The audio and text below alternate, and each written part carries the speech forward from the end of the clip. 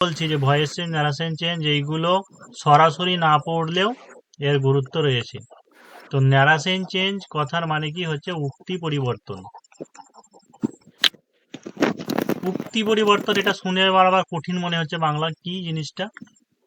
তুমি একটা কোনো কথা বললে, ঠিক আছে, সেই কথাটা একজন শুনলো, বা সোজা বাংলায় গোদা বাংলায় এটা ভাবতে পারো যে কথা লাগানো পারানো, যেমন করে না যে এর কথা ওকে লাগাই গিয়ে, সেই রকম তোমার কাছে একটা কথা মানে কে শুনলো, তুমি যে কথাটা বললে, তুমি যখন অন্য তৃতীয় ব্যক্তিকে বলবে তখন তো ডাইরেক্ট ওই কথাটা বলবে না, মানে তুমি তোমার মতো করে বলবে। তো এইটা হচ্ছে উক্তি পরিবর্তন। একটা ছোট্ট একটা উদাহরণ দিই প্রথমে, যে হরি সেজ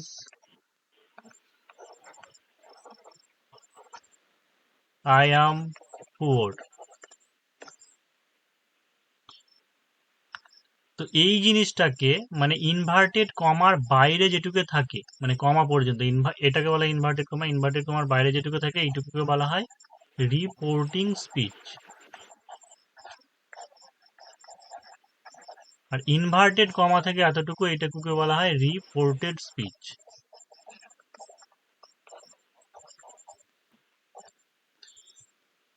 এবার দেখো এখানে রিপোর্টিং স্পিচটা যদি তোমার প্রেজেন্ট টেন্সে থাকে, মানে সেজ বা সে বা সে টু এরকম যদি, বা সেজ টু, অর্থাৎ প্রেজেন্টে যদি থাকে, প্রেজেন্টে থাকলে এই পার্টটুকু ইনভার্টেড কমার ভিতরে, অর্থাৎ রিপোর্টেড এর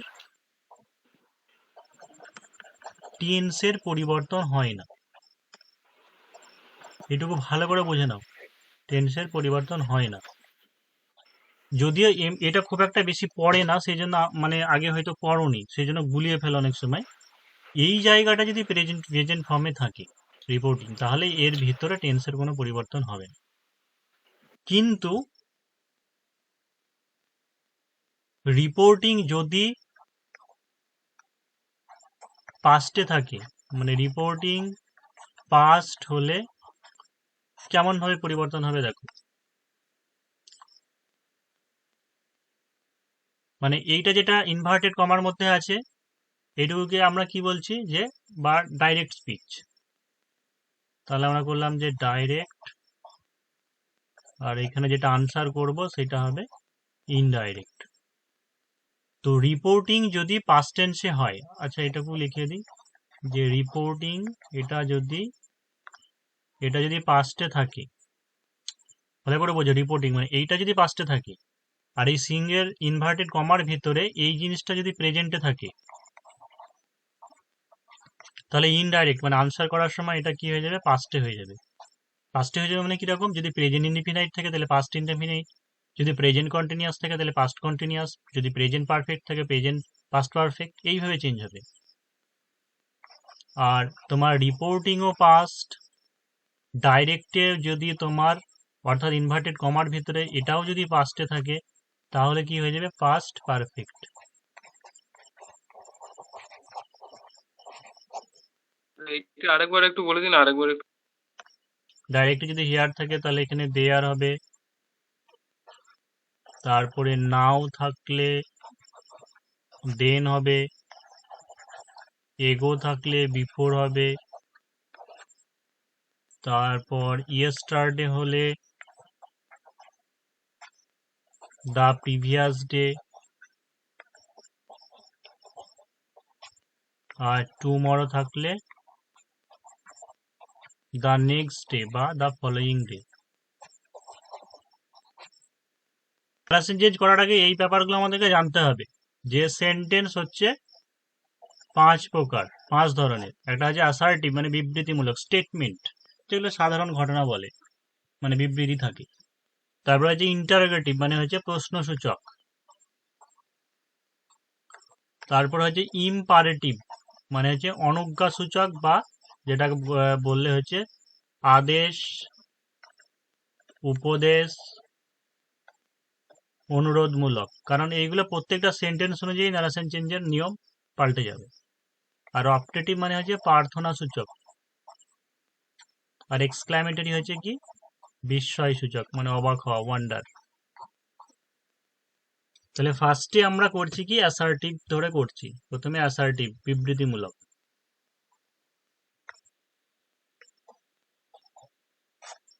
যে অ্যাসার্টিভ সেন্টেন্স হলে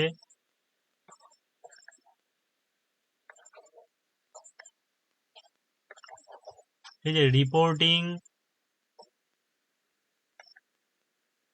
সেড টু থাকলে কি হবে, টোল্ড, বা সে টু থাকলে হবে টেল, এবং দ্যাট দ্বারা যুক্ত হবে।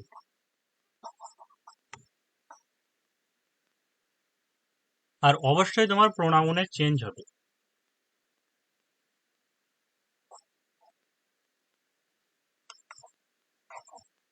আর ফার্স্টে যে টেন্সের পরিবর্তন সেটা তো প্রথমে বললাম। এগুলো বেশি নিয়ম কারণ বললে বেশি গুলিয়ে যাবে, তার মানে ডাইরেক্ট উদাহরণ দিয়ে বলে তাহলে বেশি পরিষ্কার হবে। প্রথমে আমরা সেন্টেন্সটা কি বলেছিলাম, যে হরি, স্যার আরেকবার বলে দিন তো। কিছু বলতাম না, এখন দেখো যে হরি সেজ, হরি কি দিয়েছিলাম, যে আই অ্যাম পুয়ার। আগে এটা বলো যে মানে হরি বলছে, যে বলে মানে বলছে না, হরি বলে আই অ্যাম পুয়ার মানে আমি গরিব। এইটা তুমি শুনলে, দিয়ে তুমি তোমার অন্য একটা বন্ধুকে গিয়ে বলবে, তখন তুমি কি বলবে? যে হরি বলে আমি গরিব তা তো বলবে না, কি বলবে, যে হরি বলে সে গরিব। তাহলে এইটা হচ্ছে নারেশন চেঞ্জ বা উক্তি পরিবর্তন। তাহলে আমি কি বললাম, এইটুকুকে বলা হয় রিপোর্টিং স্পিচ। এইটুকু যদি প্রেজেন্টে থাকে, শেষ যেহেতু আছে, তার মানে প্রেজেন্টে আছে, তাহলে ভেতরে টেন্সের পরিবর্তন হবে না, কিন্তু বাদ বাকি অন্য পরিবর্তন হবে, মানে প্রোনাউনের পরিবর্তন হবে। মানে হরি সেজ, তারপরে কি বললাম, যে দেখো দ্যাট বসবে, হরি সেজ দ্যাট, এই যে আই অ্যাম পুয়ারটা কি হয়ে যাবে, সে হয় গরিব, তার মানে হি ইজ পুয়ার। আবার দেখো যে এখানে যেহেতু প্রেজেন্ট ফর্ম আছে, তাই ভেতরে টেন্সের পরিবর্তন হলো না। টেন্সের পরিবর্তন হলো না মানে কি, আই এর পরে অ্যাম বসে, কিন্তু যখন হি হয়ে যায় তখন তো আর অ্যাম বসে না, হি ইজ বসে, অর্থাৎ প্রেজেন্টে ছিল প্রেজেন্টেই হলো। কিন্তু এইটা যদি ধরো এইরকম থাকতো, যে Hari said to Rahim I am poor, তাহলে এখানে দুটো কেস চেঞ্জ হলো। একটা হলো সেড টু, কি বললাম, যে সেড টু যদি থাকে তোমার, তাহলে কি হবে, টোল্ড হবে। মানে কাউকে যদি, অন্য কাউকে একটা যদি বলে, সেড টু থাকলে টোল্ড হবে। এক নম্বর হলো যে হরি টোল্ড, টোল্ড হলে আর টু হবে না, টোল্ড রহিম। তারপর হচ্ছে দ্যাট, প্রোনাউনটা সেম একই থাকবে, যে হরি রহিমকে বলেছিল যে আমি গরিব। তুমি যখন অন্য কাউকে বলছো তখন কি বলছো, যে হরি রহিমকে বলেছিল যে সে গরিব ছিল। তার কারণ কি, এই জায়গাটাতে আমরা পাস্ট হয়ে গেছে এখন, মানে সেড টু বলেছি, মানে বলেছিল, পাস্টে অতীতের কথা হয়ে যাচ্ছে। সেই জন্য হরি রহিমকে বলেছিল যে সে গরিব ছিল, তার মানে হি। আর যে নিয়মটা প্রথমে বললাম, যে এখানে দেখো যে রিপোর্টিং যদি তোমার পাস্টে থাকে, এই যে রিপোর্টিং স্পিচ যদি তোমার পাস্টে থাকে, আর ডাইরেক্টটা যদি প্রেজেন্টেও থাকে, তবু ইনডাইরেক্ট করার সময় কি হয়ে যাবে, পাস্ট হয়ে যাবে।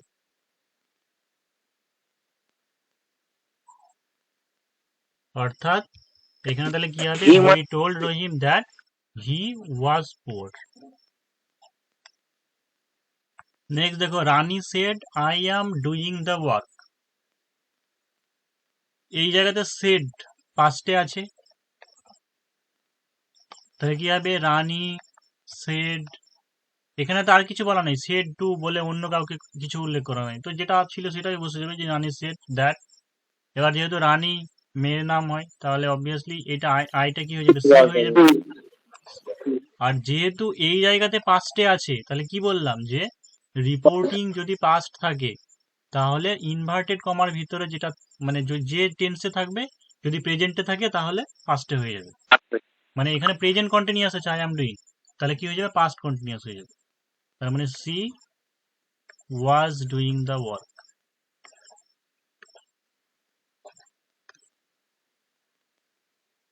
অর্থাৎ না যখন ওই রিপোর্টিং ভার্বটা যদি প্রেজেন্ট কন্টিনিউয়াসলি থাকে, দেখো পরেরটা আছে the man said to the boys.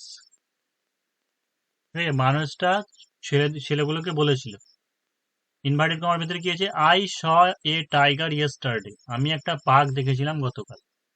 এবার ভালো করে লক্ষ্য করবে, এটুকু রিপোর্টিংটা সেড টু, অর্থাৎ সেড টু থাকলে এক নম্বর তো টোল্ড হচ্ছেই, আর এটা কিসে আছে তোমার পাস্টে আছে। আবার ইনভার্টেড কমার ভিতরে দেখো মানে ইনডাইরেক্ট স্পিচটা, যে আই স এ টাইগার, এটা কি কোন টেন্সে আছে?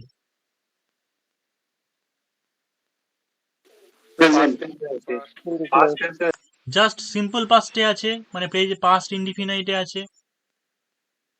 তাহলে কি বললাম, যদি এইটা যদি পাস্ট থাকে এটাও যদি পাস্ট থাকে, তাহলে আনসারটা কি হয়ে যাবে, পাস্ট পারফেক্ট। তাহলে দা ম্যান এক নম্বর কি হয়েছে, দা ম্যান সেড টু থাকলে বললাম টোল্ড হবে, টোল্ড দি বয়েজ। তারপর দ্যাট বসবে, দ্যাট। এই যে এখানে আই স এ টাইগার, আমি একটা বাঘ দেখেছিলাম, মানে দা ম্যান মানুষটা বাঘ দেখেছিল, তাহলে হি। আর পাস্ট পারফেক্টের গঠন কি হবে, had. He had seen. He had seen. আবার বিন কেন আসছে, তোমরা ভয়েস চেঞ্জের সঙ্গে ন্যারেশন চেঞ্জ কেন গুলিয়ে ফেলছো? পাস্ট পারফেক্টে বিন হয়, he had seen a tiger. আর ইয়েস্টারডে মানে কি বললাম, দ্য প্রিভিয়াস ডে।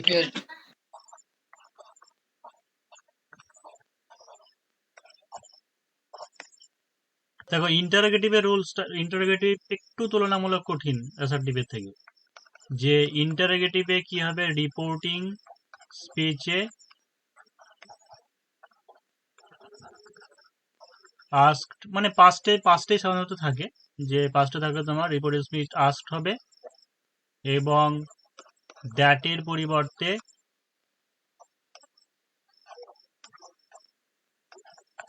ইফ বা ওয়েদার বসবে।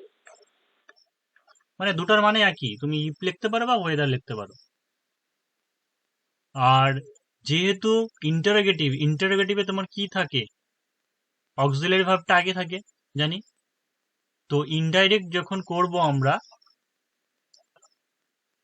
তখন ইনডাইরেক্টের সময়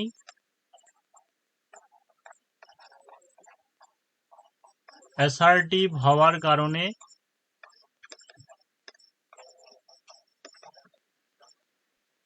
সাবজেক্টের পর ভার্ব বসবে। হয়তো এখন বুঝতে পারছো না, উদাহরণ দিলে ক্লিয়ার হবে।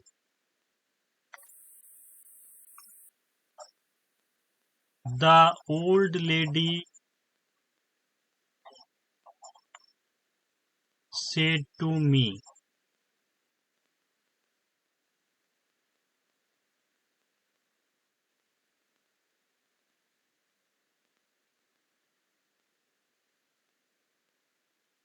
where is your home?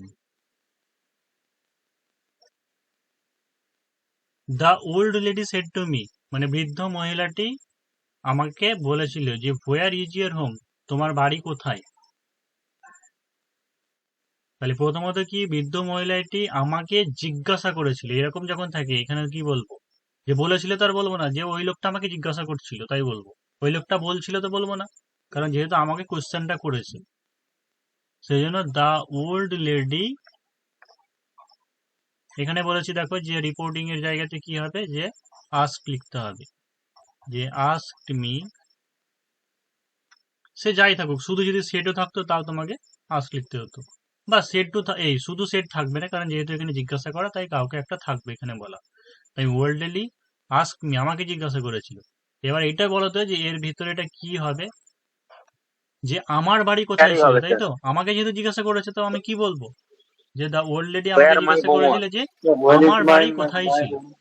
তাহলে the old lady ask me হোয়ার।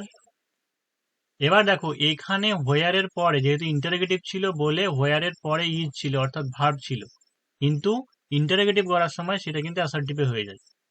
তাহলে আমার বাড়ি কোথায় ছিল, মানে হোয়ার মাই হোম ওয়াজ। ওয়াজ। শুনতে খারাপ লাগলে এটাই ওয়েদার ঠিক। হবে কিছু আর থাকতে পারে WH না। ওয়ার্ড যদি না থাকে তাহলে ইফ বা ওয়েদার বসবে। ও নাও যে WH কোশ্চেন বাদে WH বাদে দ্যাটের পরিবর্তে ইফ বা ওয়েদার বসবে। WH বাদে মানে কি, যখন হু, হুইচ, হোয়ার, হাউ এইগুলো যখন থাকবে না, দিয়ে যখন তোমার ইন্টারোগেটিভ থাকবে তখন সেই ক্ষেত্রে ইফ বা ওয়েদার হবে। আর বাদ বাকি WH কোশ্চেন থাকলে WH টাই বসে যাবে।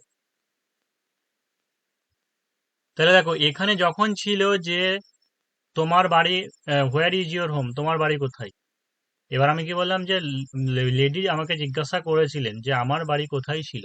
এখন তো আর ইন্টারোগেটিভ থাকছে না, কারণ লেডি আমাকে জিজ্ঞাসা করেছিল, প্রথমেই বলে দিয়েছি এই জায়গাটায় যে জিজ্ঞাসা করেছিল আমার বাড়ি কোথায় ছিল। আমার বাড়ি কোথায় ছিল তা কিন্তু হবে না, সেই জন্য হুয়ার মাই হোম ওয়াজ এটা হবে। কিছু কিছু ক্ষেত্রে তোমার রিপোর্টিং স্পিচটা পরেও থাকতে পারে, যে can you see a woman seated on the bench in a park, Alice asked her. মানে অ্যালিস তাকে জিজ্ঞাসা করেছিল যে ওই বেঞ্চের উপরে বসে আছে ওই মহিলাটাকে তুমি দেখতে পাচ্ছ। এখানে ডাইরেক্ট বলেই দিয়েছে অ্যালিস আস্কড হার এই Sir, জায়গাটা। Ali asked her if she had seen a woman seated on the bench. আচ্ছা বলি, দেখো যে অ্যালিস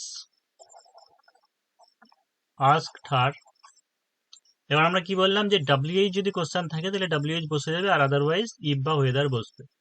তাহলে অ্যালিস আস্কড হার, যেহেতু এখানে WH কোশ্চেন নেই তাহলে কি লিখবো, এখানে ইফ লিখলাম। মানে বাংলাটা বললে কি হবে, যে অ্যালিস তাকে জিজ্ঞাসা করেছিল যে সে ওই মহিলাটাকে দেখতে পাচ্ছিল কিনা। মানে বাংলায় বললে এটা যে ইফ বা ওয়েদারের মানে হচ্ছে কি না। তাহলে অ্যালিস তাকে জিজ্ঞাসা করেছিল যে সে ওই মহিলাটাকে দেখতে পাচ্ছিল কিনা। তাহলে Alice asked her if she, কারণ কি বলেছি WH কোশ্চেন, এখানে কোশ্চেন ছিল বলে ক্যানটা আগে ছিল, অ্যাসার্টিভ হলে পরে কি আগে সাবজেক্ট চলে আসবে, অর্থাৎ ইফ সি। আর এটা তো ক্যান আছে, ক্যান থাকলে কি হবে, ক্যানের পাস্ট কি হয়, কুড। তাহলে if she could see a woman, তারপর যা আছে seated on the in a park পর্যন্ত। রিপোর্টিং এই জায়গাটা যদি পাস্টে থাকে, সে ক্যান থাকলে কুড হবে, মে থাকলে মাইট হবে, উইল থাকলে উড হবে, শ্যাল থাকলে শুড হবে। ঠিক আছে, এই পয়েন্টটা একটু মিস করে গেছিলাম। The teacher said the earth moves around the sun. এইটা হচ্ছে চিরন্তন সত্য, যেগুলো চিরন্তন সত্যর ক্ষেত্রে হয় সেইখানে কিন্তু কোনটা পাস্টে আছে কি প্রেজেন্টে আছে সেটা দেখা হয় না, ওই ক্ষেত্রে টেন্সের কোনো পরিবর্তন হয় না, একই থাকে।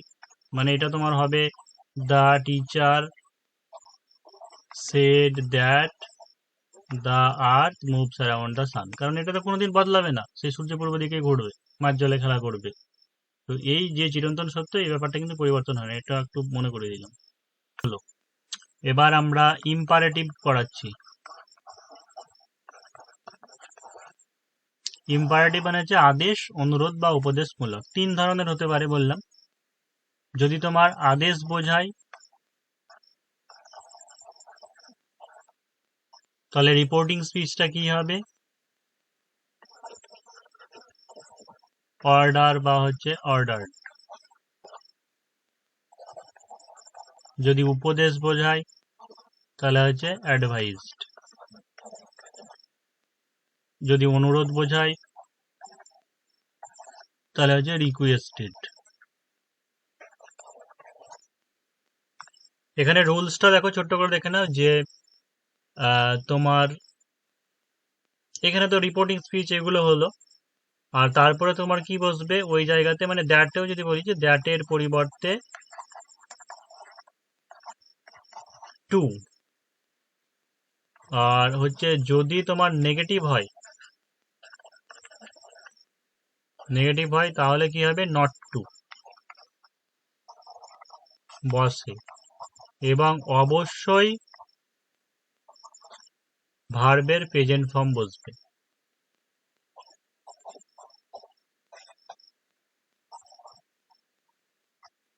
এইখানে কিন্তু ওই টেন্সটা মাথা থেকে ঝরে ফেলে দেবে যে এটা পাস্টে আছে, তাহলে ওটা যদি প্রেজেন্টে থাকে তাহলে পাস্টে হয়ে যাবে, এই জিনিসটা মাথা থেকে ঝুড়ে ফেলবে। কারণ আমি একটা এক্সাম্পল দিচ্ছি, তাহলে আরো ক্লিয়ার হবে।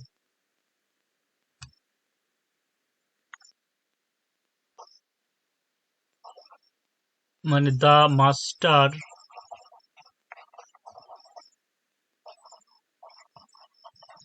said to the servant,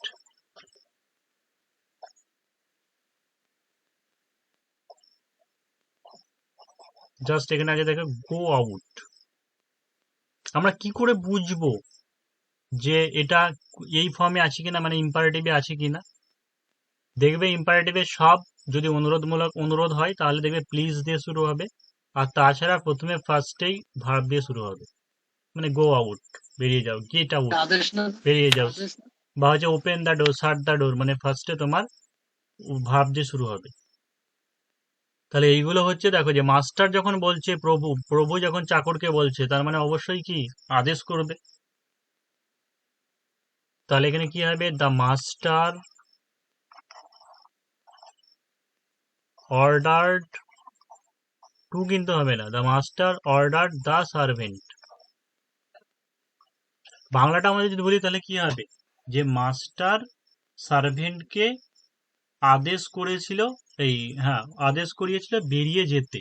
বাংলায় বললে কি বলবো, যে বেরিয়ে যেতে। সেজন্য কি টু গো আউট,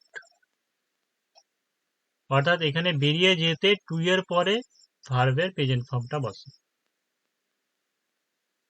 তোমার যে ইনফিনিটিভ। স্যার টুর পরে কি সর্বদাই মানে প্রেজেন্ট ফর্ম বসবে? না, যখন এইগুলো যেমন যেতে, খেতে, করতে, এইগুলো হলে তোমার ইনফিনিটিভ যদি হয় তাহলে সেই ক্ষেত্রে টু এর পরে ভার্বের প্রেজেন্ট ফর্ম বসে। কিছু কিছু ক্ষেত্র আছে যেগুলোর সঙ্গে তোমার আইএনজি ভার্ব বসে, মানে কিছু ব্যতিক্রম আছে। নেক্সট দেখো, এইখানে আছে যে the man said to the boys, মানে মানুষটা ছেলেদেরকে বলেছিল যে do not throw the stones into the pond, মানে পাথরগুলোকে ছুঁড়ো না, মানে পাথর ছুঁড়ো না পুকুরে। এবার এইরকম কিছু কিছু আছে যে জায়গাগুলোতে আমাদের ক্লিয়ার হয় না যে এইটা অ্যাডভাইস নাকি হচ্ছে অর্ডার করা। পরামর্শ দেওয়া, পরামর্শ দেওয়া তখনই হবে যখন তোমাকে কোনো কিছু করতে, মানে ভালো কিছু কাজ করতে বলা হবে। যেমন হয়তো সূর্যের মধ্য দিয়ে দৌড়ানো উচিত না, বা হয়তো পিতা মাতাকে মেনে চলবে, ঠিক আছে, এইগুলো যেমন হচ্ছে অবশ্যই বুঝতে পারি এগুলো হচ্ছে তোমার পরামর্শ, অ্যাডভাইস করা। কিন্তু এখানে নিষেধ স্যার। কিন্তু এখানে এটাও কোন তো সোর্সে advice বলছে যে এ পুকুরে বলছে। ফেলো না, তাই বলছে ঢেল, মানে এখানে নিষেধ। তোমার অ্যাডভাইস কোনো অতটা হবে না, এখানে অর্ডার করাই হবে, যে তাদেরকে আদেশ, মানে আদেশ করেছিল যে পুকুরে ঢিল না ছুটতে। স্যার রিকোয়েস্টও তো হতে পারে। রিকোয়েস্ট থাকলে অবশ্যই প্লিজ থাকবে সবসময়। স্যার নিষেধ হতে পারে, নিষেধ। Advice are the man order the boys, যদি নেগেটিভ সেন্টেন্স যখন থাকে তখন কি বললাম, নট টু বসবে, মানে মানুষ, এই মানুষটি ছেলেগুলোকে আদেশ করেছিল যে পুকুরে ঢিল না ছুটতে। তাহলে the man order the boys not to throw,